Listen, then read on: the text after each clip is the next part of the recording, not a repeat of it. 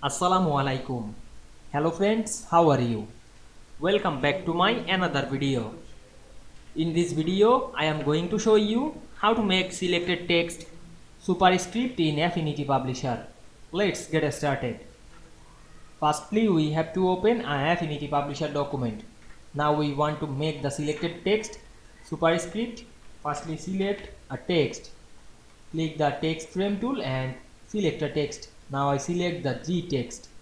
Then go to the window menu and select the text section and enable the character. Otherwise, press Ctrl T on our keyboard.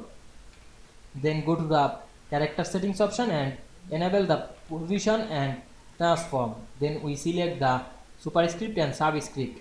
Now we want to make the selected text superscript. Select the superscript. Then click outside of the table or text box. Now we can see we make the selected text superscript very easily.